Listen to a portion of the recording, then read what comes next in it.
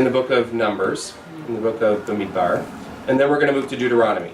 This way we're actually going to be studying Deuteronomy while we're studying Deuteronomy, and we're going to shift a little bit to understanding who the Deuteronomic author is and looking at some of the history of it. So we'll also read some of the texts from the book, from the Nach portion of the Tanakh, from the prophets, that talks about the discovery of this book and who it is. So in the Friedman book, if you want to go back and reread the section on D,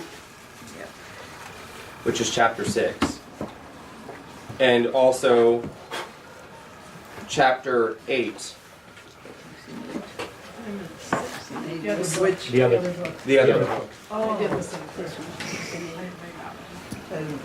I mean, you can really read pretty much the second half of the book. 6 and 8. 6 is about D, which will give us a sense of, because there's actually more than one D, because that wouldn't be, fun if it wasn't.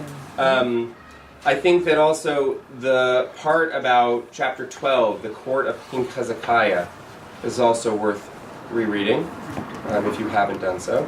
And then we're going to look at a few pieces. Deuteronomy is really divided up into 3 sections. There's perhaps 3 different authors within Deuteronomy. And we're going to look at some of those pieces and also some of the narrative themes. I also want to compare for you the difference between the Decalogue, which is the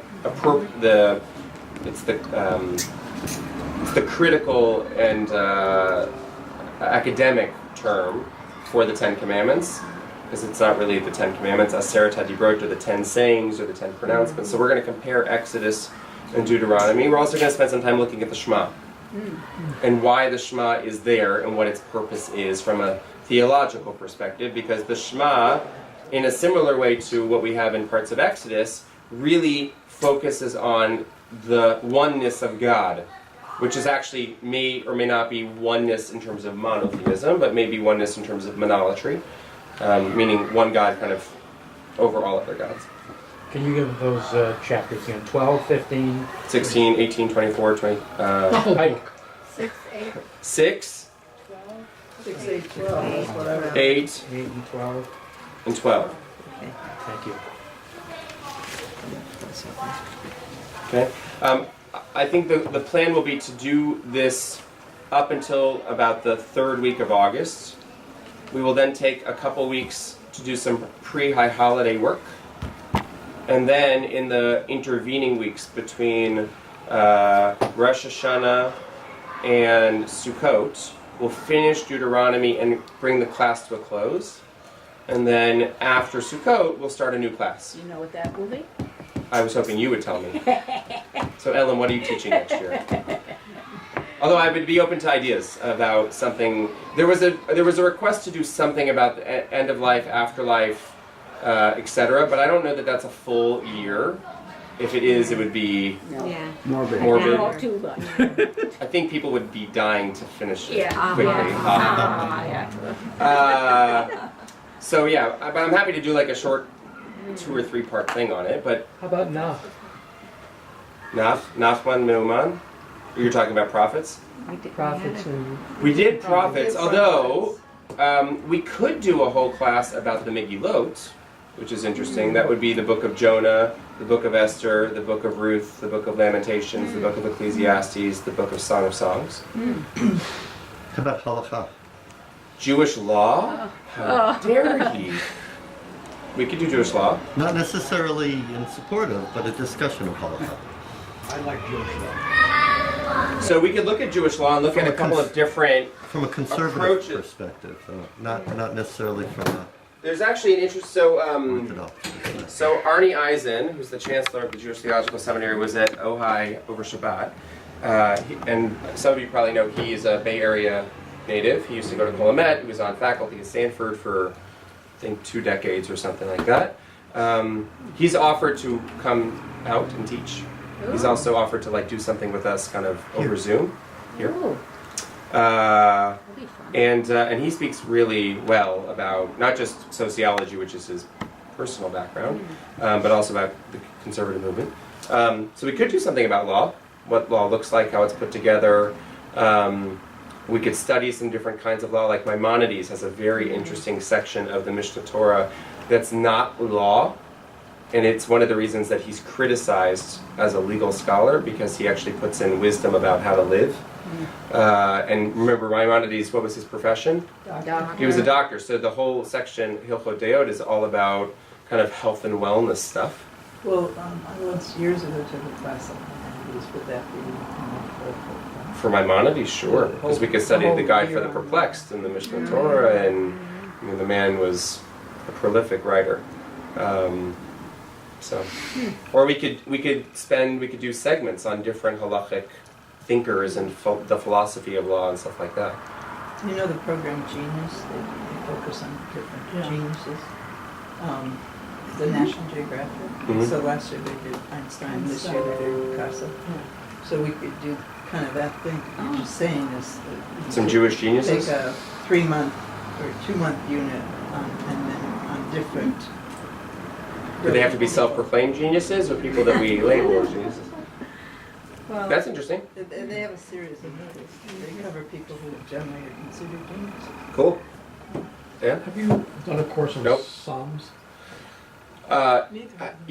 Me personally, yes. Have I taught a class on Psalms? No. I meant here.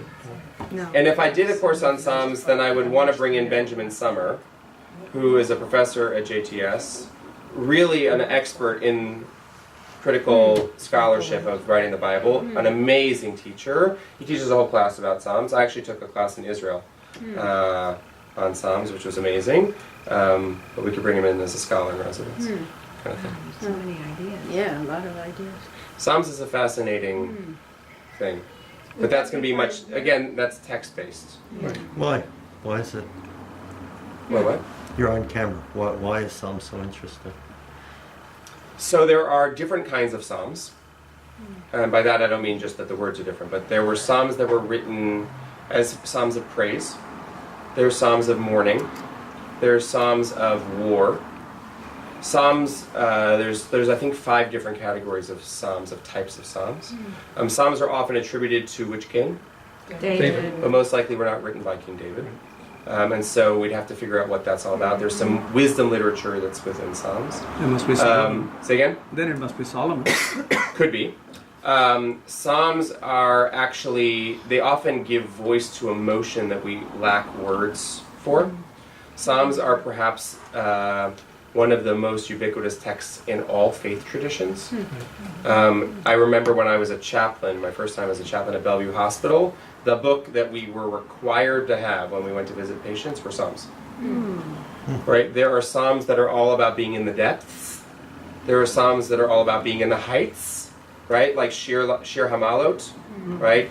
Right? I lift my eyes unto the mountains, from where does my help come? As opposed to I walk through the valley of the shadow of death. Right? So it kind of spans the spectrum of emotion. But It's a great year.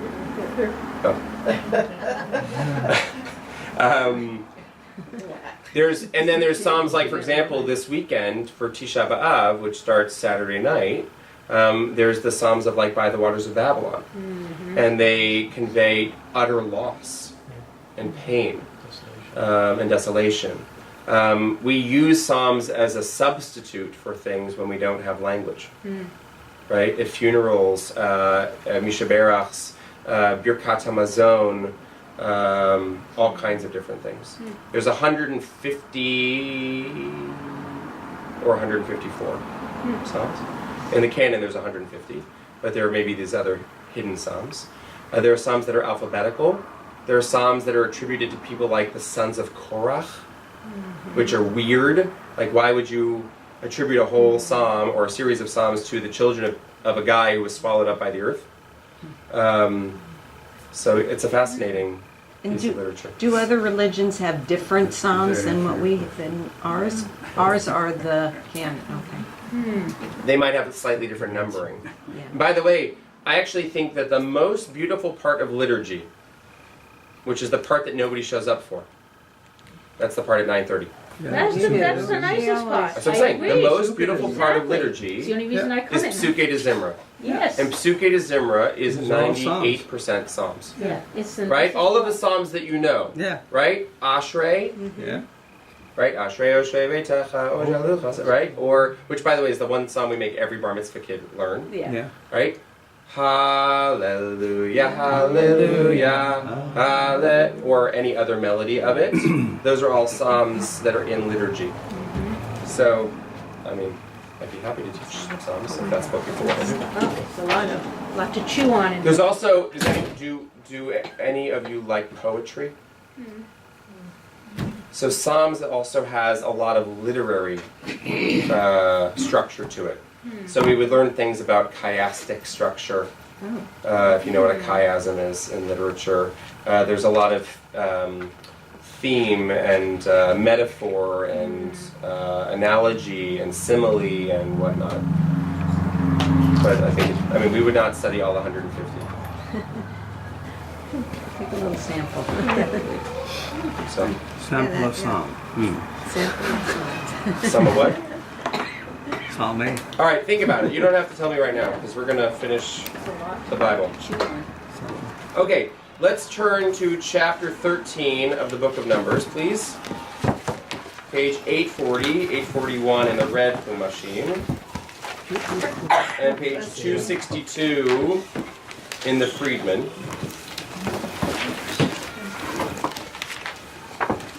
Edith, to give you like the short 30-second summary of what we've been doing over the course of the year. Phil? So I have a question. So J is Yahwist, E is Elwist.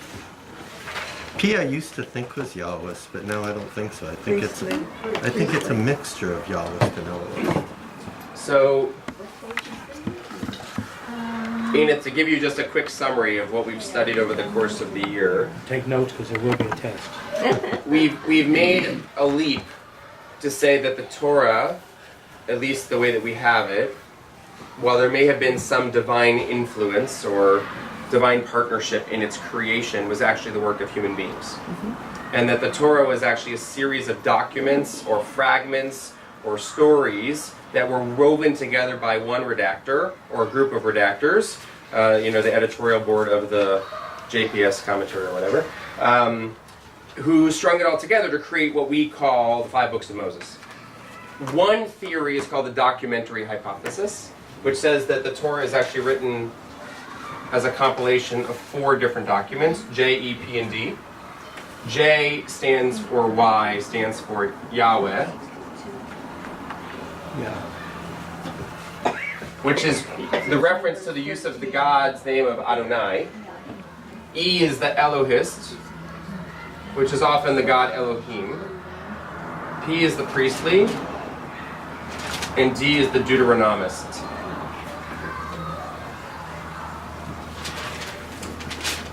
Most of Leviticus is P.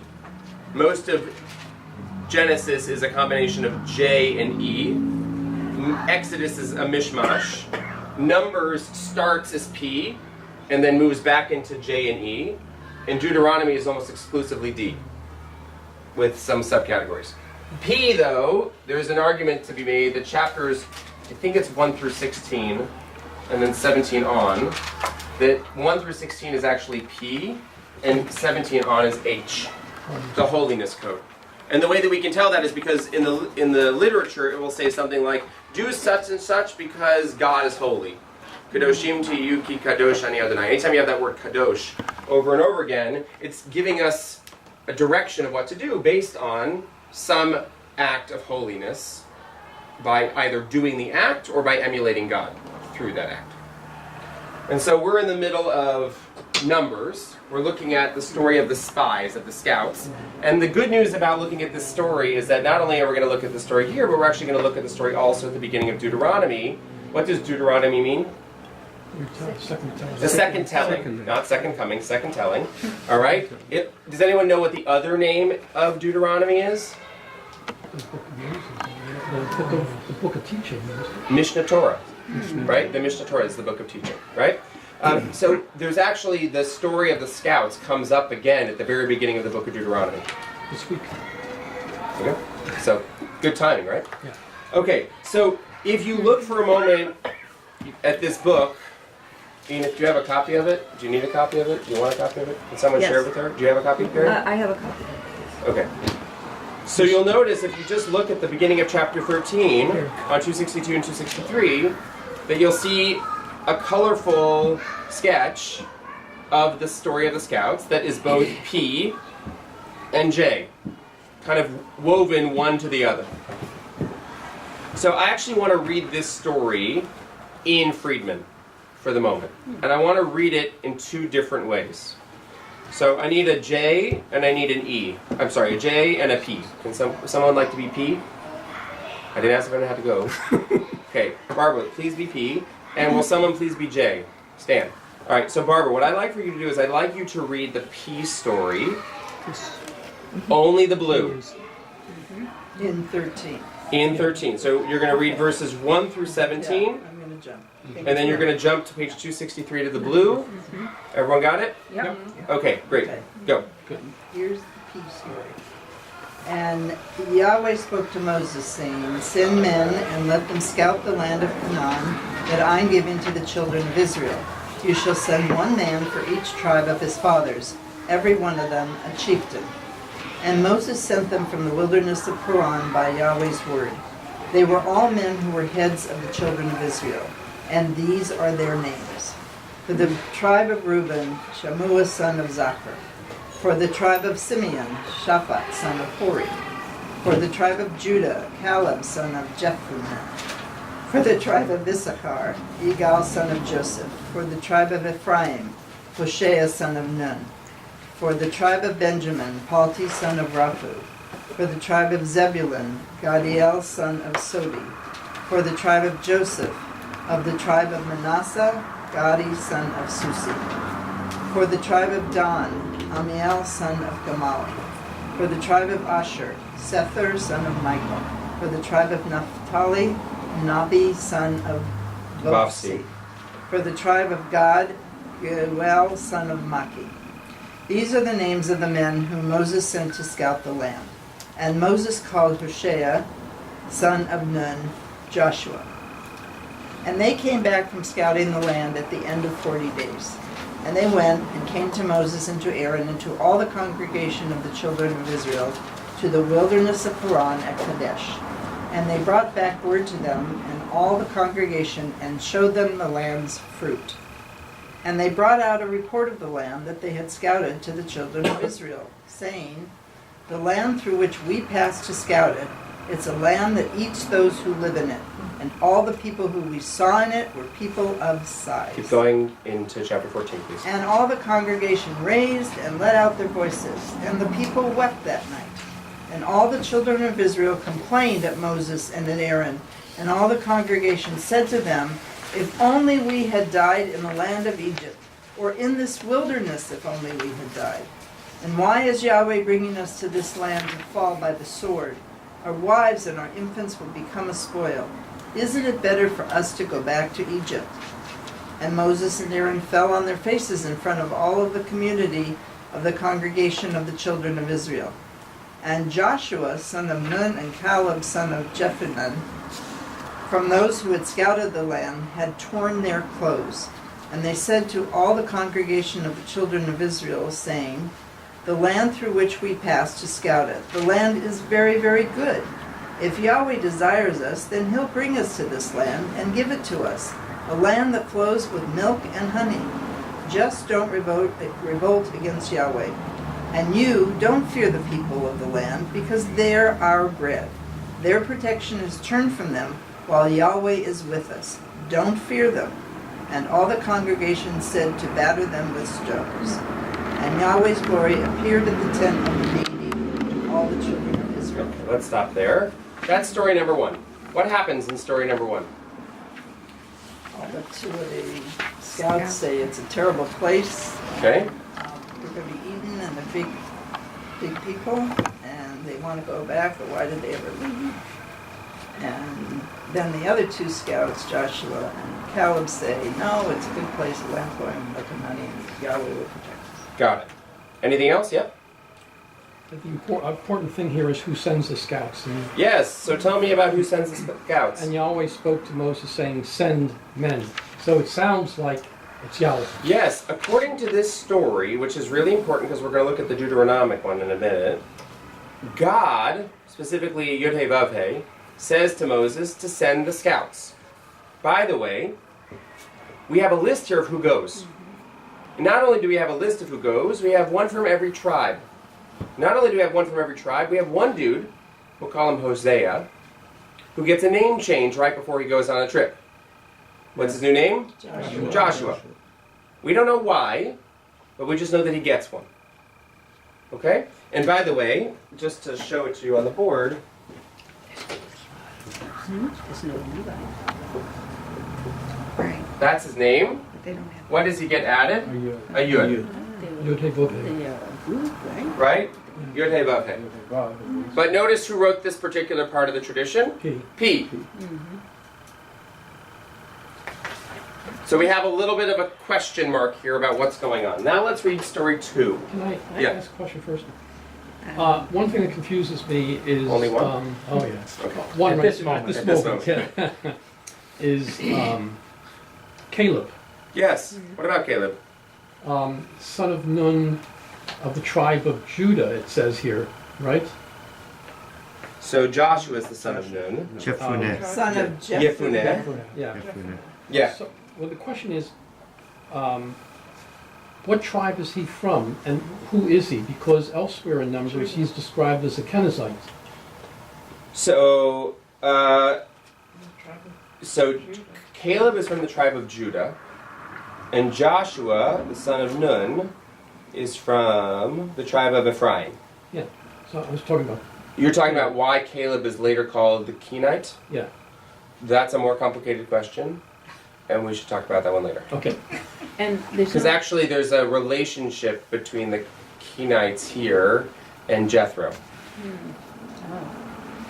Jeshua was the Midianite. I know. Yeah. But Okay. there's a... I'm sorry. Remember how we talked about Jethro having multiple names? Yes. Yes. So there's a place later where there's a reference with one of his names to the Kenites in the book of Joshua, I believe it is. I mean, it makes more sense that Caleb is Judah. Yes, why does it make sense that Caleb is Judah? Because Judah are the people who are going to inherit everything. Correct. And why, then, does it make sense that this is a P tradition? Because it is the one that becomes the priestly tradition. Right. Or it's the tribe that is going to be Yeah. in Jerusalem that will predominate, that will dominate that particular era. So it makes sense that the priests, if these were the authors, want to emphasize who our two leaders are going to be. One is Joshua. Why do we need Joshua to rise up to the top? He's going to lead us after Moses. He's going to be the next leader after Moses. And why do we need Caleb to rise to the top?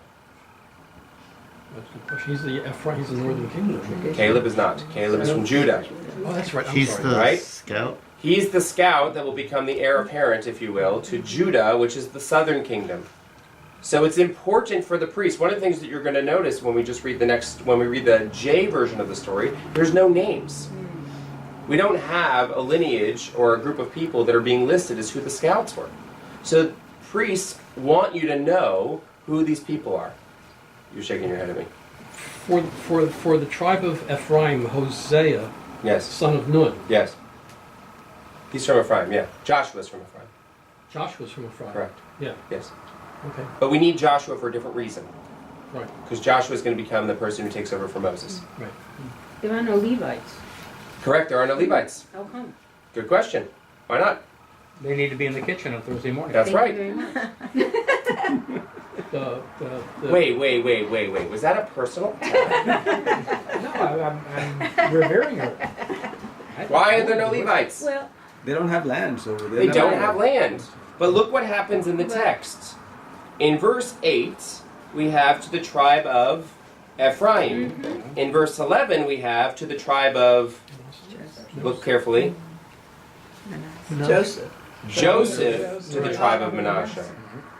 Okay? So Ephraim and Manasseh have now been inserted, Right. which, by the way, for those of you who study on Friday with me, we just spent a whole bunch of time talking about why Ephraim and Manasseh are named, and there's a specific reference in the text there that says Ephraim and Manasseh for future generations are now going to be in place of Levi.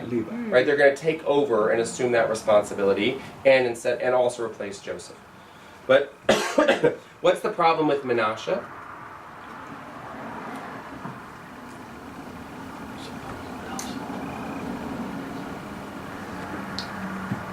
Who does Menashe get associated with?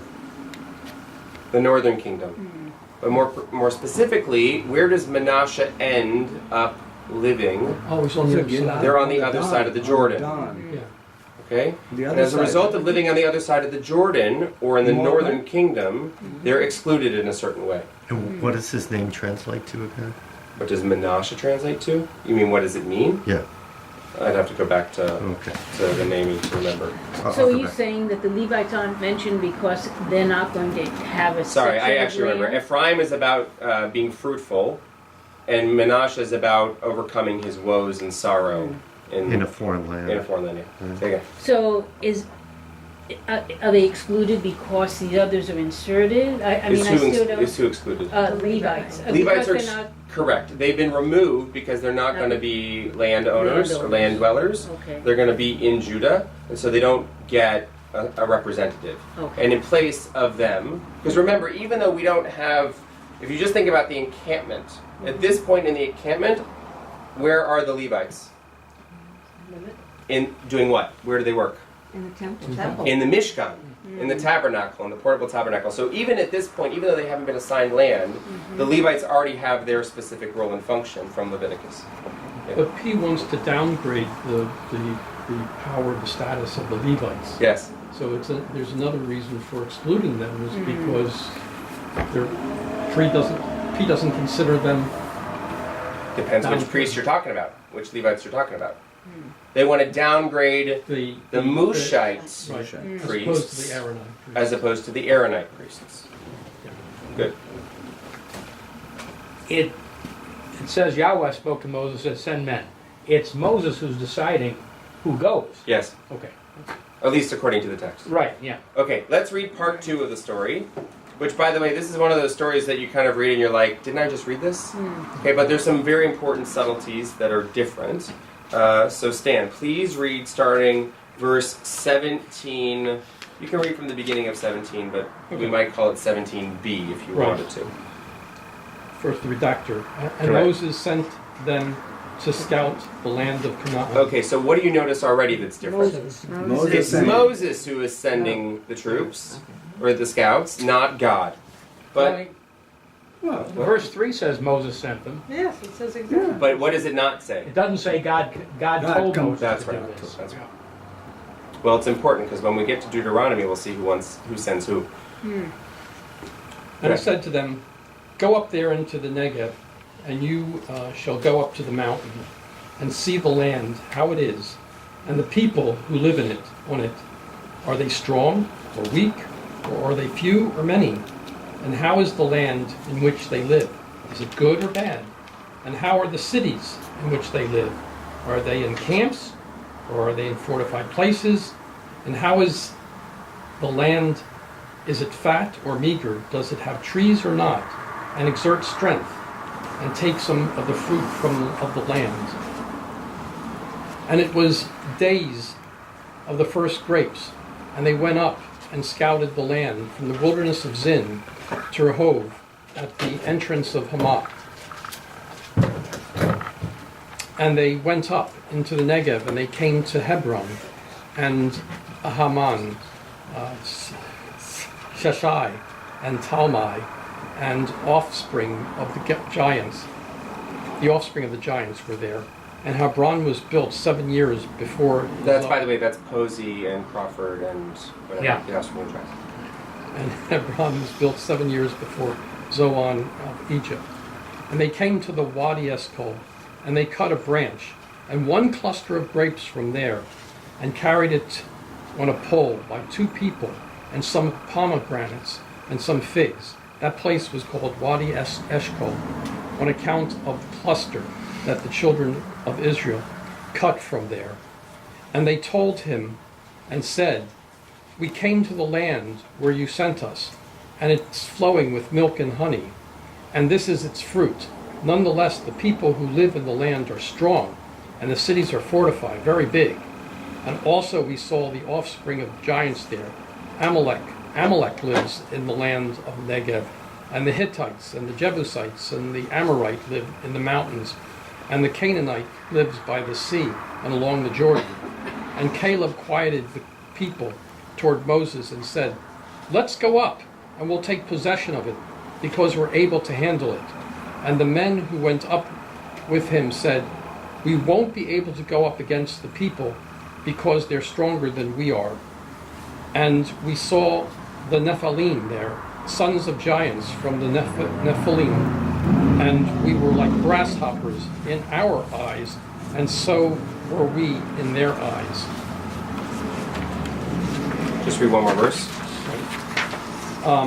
And they said, each man to his brother, "Let's appoint a chief and go back to Egypt." End of story. Okay? Okay. We're not going to get into God's reaction right now. I just want to look at the comparison for a second. So what's different about this version of the story? Other than the fact that we don't have a list of who's going. It's more of a reconnaissance, a military reconnaissance. Yes. Yeah, more details. Okay?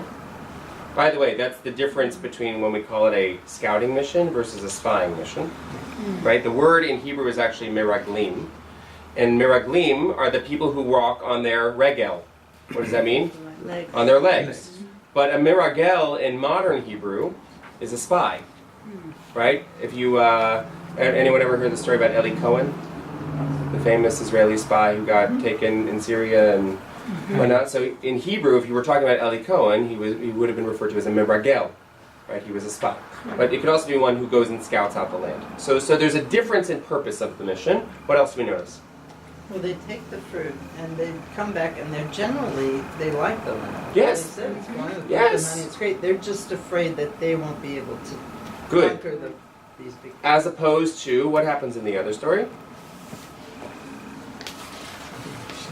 Well, they were really negative.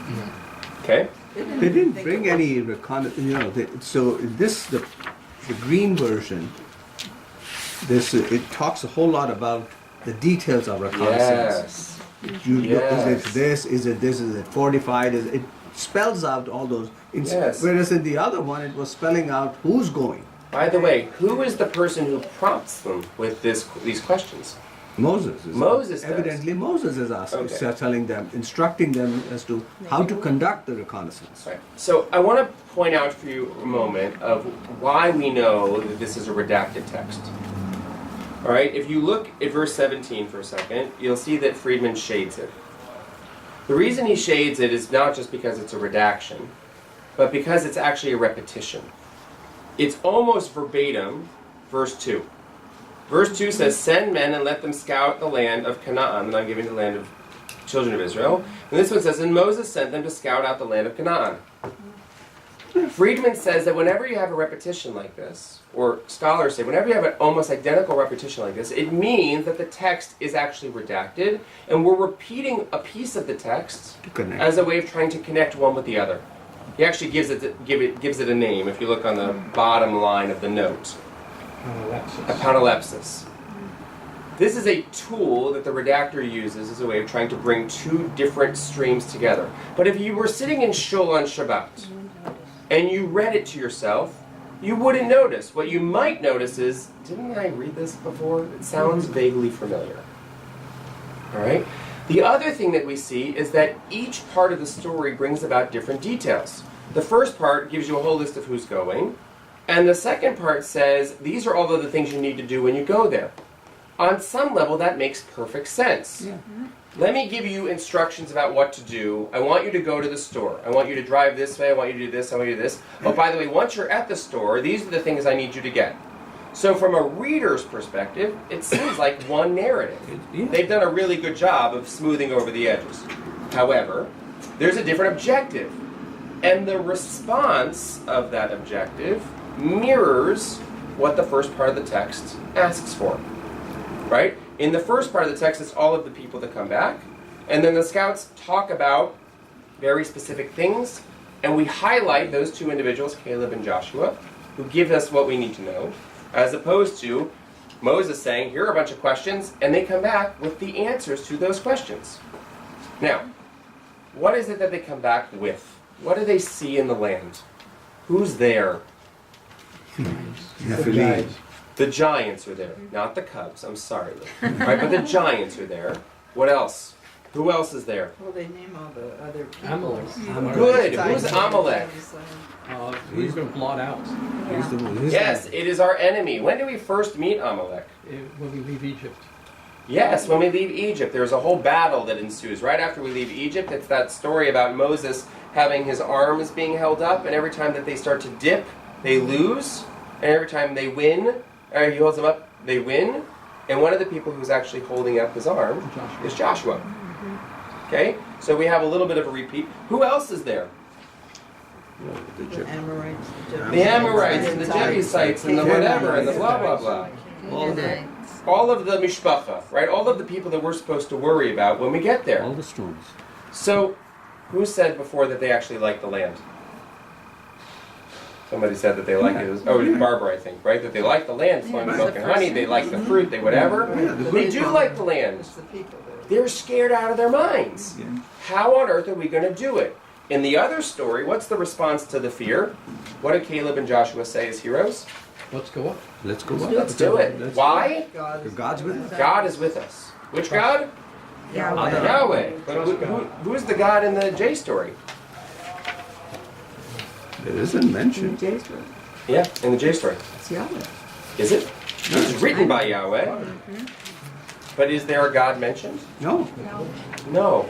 In the J story? Yeah. In the J story. Yeah, but it, God on isn't mentioned. God isn't 264, mentioned. in number 11, verse 11, it goes to Yahweh. Yeah, but that's Yahweh. But that's in the P. no, that's in the How about J. Wait, what chapter are you in? Chapter 14. Oh, we didn't read that part yet. We didn't read that part yet. Okay, That's why we okay, haven't okay, come then I here. agree. No, the reason we didn't read it is that starting in verse 11 and verse 26 is when God The reacts. response of God. That's the response of God. But as far as the sending of the scouts goes, Okay, God is not in the story. right. Okay, now hold the story here for a second. I want everyone to turn to Deuteronomy, to chapter 1. Talk about changing scenery. Okay, so let's look at chapter 1 of Deuteronomy, and let's look at verse 19, page 985 in the red. And if you want to follow along in the Friedman, 309. thank you. All right, for a moment, let's just disregard the color of the page in the Friedman, because we haven't talked about who Deuteronomy is, the different types of authorship in Deuteronomy. We haven't talked about it. So for this part of the story, I actually think it's fine to just look in the red Chumashim. What page? So page 985. Could someone please read 985 verse 19? Sure.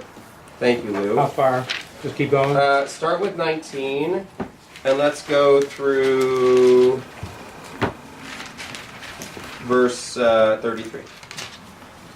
We set out from Horeb and traveled the great and terrible wilderness that you saw along the road to the hill country of the Amorites, as the Lord our God had commanded us. When we reached Kadesh Barnea, I said to you, you have come to the hill country of the Amorites, which the Lord our God is giving to us. See, the Lord your God has placed the land at your disposal. Go up, take possession, as the Lord, the God of your fathers, promised you. Fear not, and be not dismayed. Then all of you came to me and said, let us send men ahead to reconnoiter the land for us, and bring back word on the route we shall follow, and the cities we shall come to. All right. Mm. Let's pause for a second. Mm. Whose idea is it? It's the people's idea. People's It's the people's idea. The people come to Moses and say, let's send out some people, some scouts, to check out the land. Now, we have to ask ourselves a question. Why Who is is Moses talking to? It's the next Who is generation. Moses' audience? Say it again. The next It's generation. the next generation. How do you know? The others have died by now. The others have died wandering in the wilderness. Why did they die in the wilderness? Because they questioned God's authority, or they didn't obey God's rules Yeah. entirely, and so What's the specific reason why the Israelites wander in the wilderness for 40 years? No, it's because they refused to go up. It's because of the scouting mission. scouting mission. They did not. The go. exact story that we just read, and the negative account that they give back, and their fear of not being able to overcome their obstacles and not believing in God is This what story? this story that we just read in Numbers is what punishes, is what gets them in trouble and forces them to wander for 38 more Alright, years. so this story that Lou just read Yep. is a different story? No, that's It's the same recounting. story. that's the being retelling by recounted. Moses of what happened back then. That's right. The main, Moses the main is difference, yeah. the main difference being Moses doesn't ascribe any of this to God. Yes. That's right. Moses is talking to the next generation, and he gets to say to them whatever he wants. Because he knows he's not No going. fact checkers. He knows he's not going, and he knows that they weren't there. And no fact checkers. There were no. Well, I don't want to get into whether or not this is or is not fake news. Fake news. That you know. But Fake it's a news. great question here. We have the same story being retold in a different way to a different group of people, and it was as a result of this story in the first place that they actually have to wander and don't make it into the land. Moses changes the story, or does he? Well, Well, there's no real emphasis on that God is commanding or saying this is, and so that's. Let's read the rest Oh, of the story. he Well, does say, at God least said, take this land and God says you should take the land, and it says, by the way, But who Al said tirava al techat. Don't be afraid. Don't worry. trust me. Trust me. By the way, does he say that beforehand? No. They come back and they're freaked out. Right. In this case, before he tells them what happened, he says, don't worry. Everything will be fine. Stan, were you going to say something? That's it. That's what you're going to say.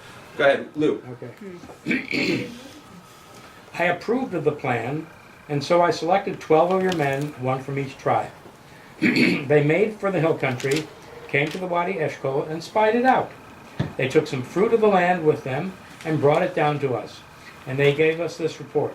It is a good land that the Lord our God is giving to us. What do you think so far? Accurate? Inaccurate? Anything? That's the So far, J so good. version. Saying. Yeah, so good. It's the It's, second- yes, yeah. it's the J Retelling the version. J Good, version. good. They're retelling the J version. I wanted to be careful about that part because the D version and the J version are similar, but we haven't talked about what D is yet. So, but okay, go ahead. Yet you refused to go up and flouted the command of the Lord your God. You sulked in your tents and said, it is because the Lord hates us that he brought us out of the land of Egypt to hand us over to the Amorites to wipe us out. What kind of place are we going to? Our kinsmen have taken the heart out of us, saying, we saw there a people stronger and taller than we, large cities with walls sky high, and even Anakites. I said to you, have no dread or fear of them. None other than the Lord your God, who goes before you, will fight for you, just as he did for you in Egypt before your very eyes, and in the wilderness, where you saw how the Lord your God carried you as a man carries his son, all the way that you traveled until you came to this place.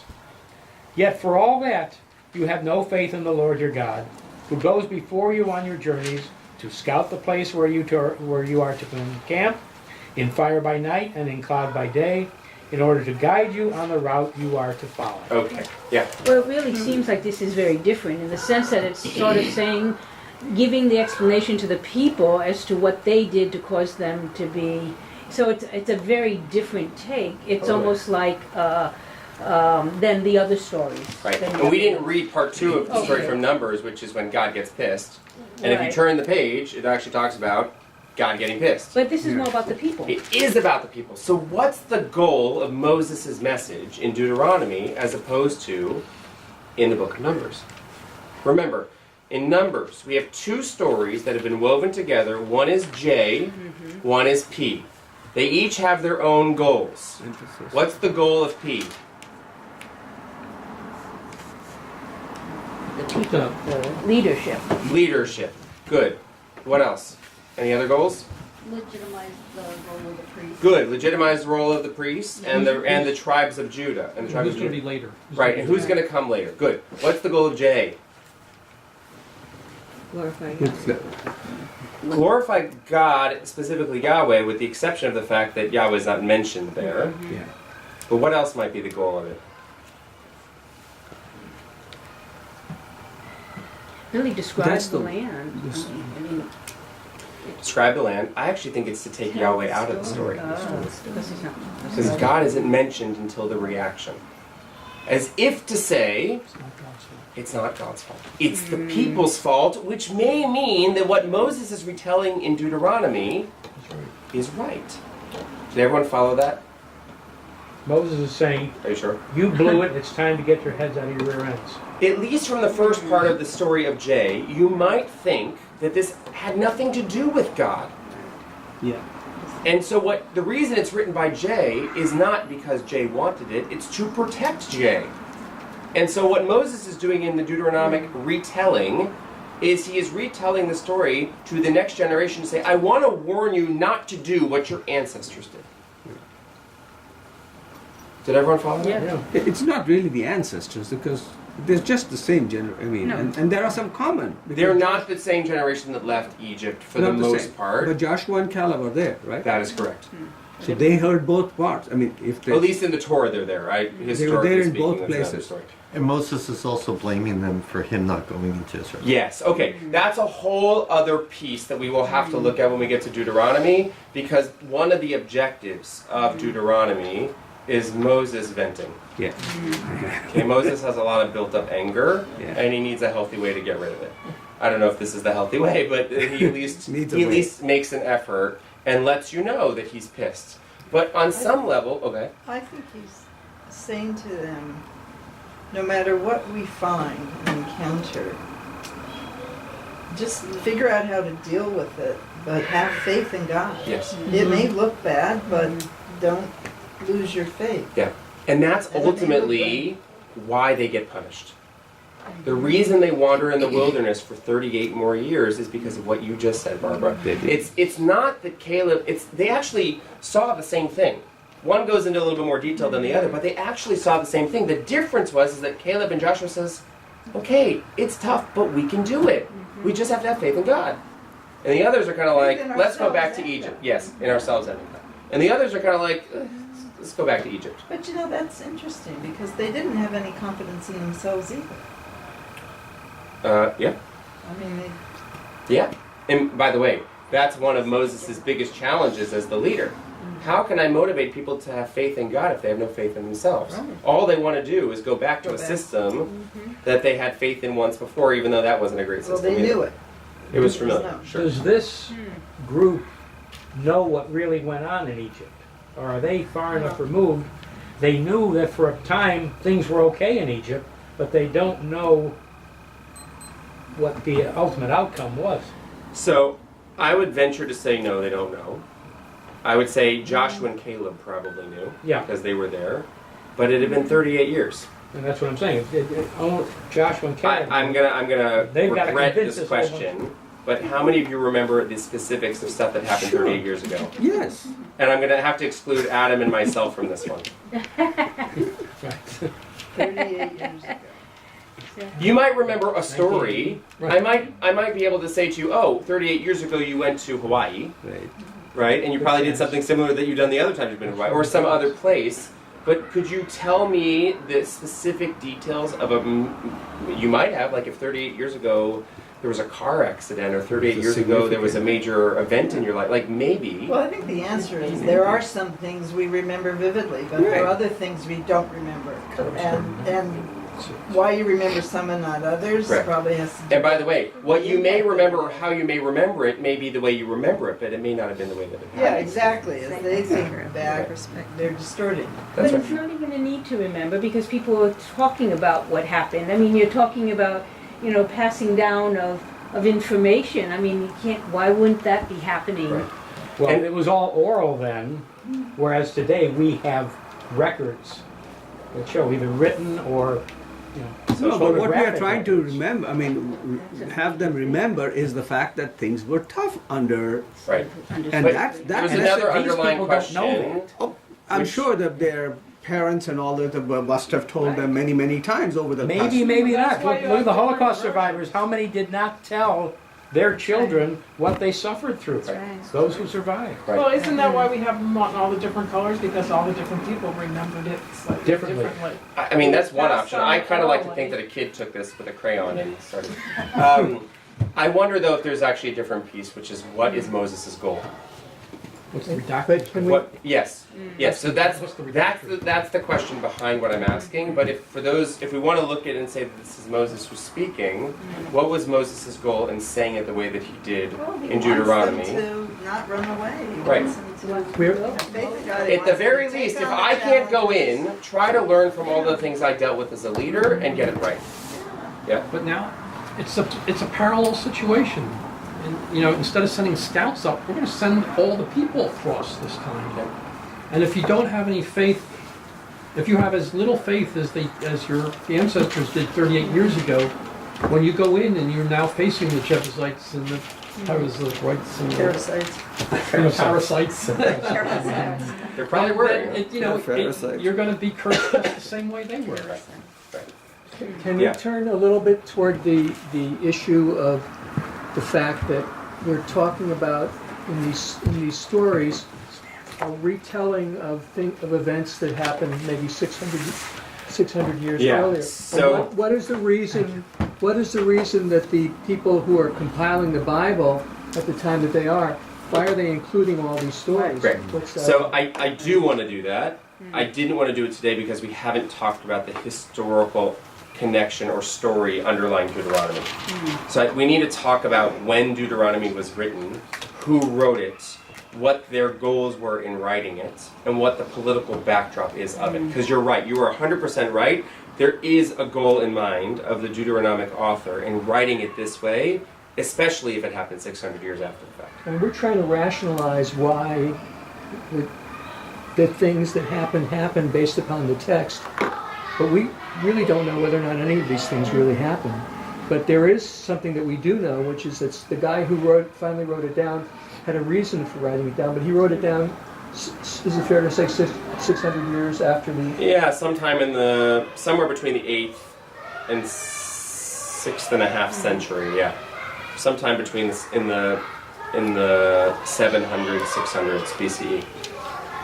Yeah, we're going to look at Josiah, we're going to look at Hezekiah, we're going to look at some of those pieces. But you are 100% right, and that may actually shed a lot of light on what was going on in the story that causes... Remember, if Deuteronomy was a book that was found randomly, and they realized that they hadn't been doing it the way they were supposed to be, this is a story that's about, you better get your act together, or the same thing is going to happen to us that happened to our ancestors. Right. And then it really is our ancestors. Right, we're talking about several hundred years removed.